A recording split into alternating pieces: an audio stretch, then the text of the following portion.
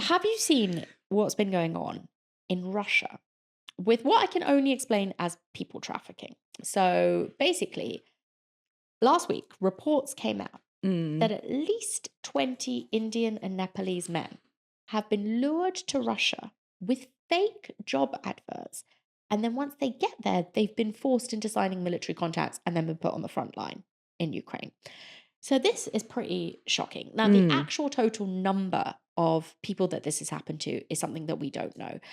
20 is the number because they're the ones who the journalists in this country who broke that story have been able to corroborate Mhm. that it has happened to, but we don't know. And I'm suspecting if it has been this kind of planned, institutionalized people trafficking system, which I'm going to talk about, I suspect that they have successfully lured more than 20 people.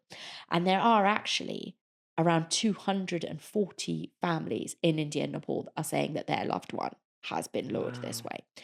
So basically, what happens is these men are basically seeing adverts on YouTube advertising recruitment roles in security. They're not all in Russia. Mm. Sometimes they're being told that it's going to be in Germany. Sometimes they're being told it's somewhere else in Europe. Sometimes they are told it's in Russia. And then these YouTube videos are basically being uploaded by a channel called Bar Vlogs. And it's run by a Dubai based Indian recruiter named Faisal Khan.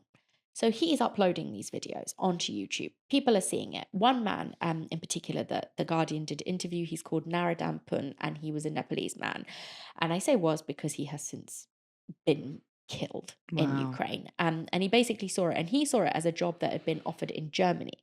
He accepts the job, and when he's en route to where he thinks is Germany, he's told they need to make a transit stop in Russia. They stop in Russia. They're taken straight to a military camp. They have no idea what's going on. And then they're sent to Moscow and they're basically forced to sign contracts, which I don't even know why they're bothering to do that. And then they're dropped on the front lines Wow. in Ukraine. And Pun, who was one of the men that we've talked about, was later killed in a drone attack in Ukraine.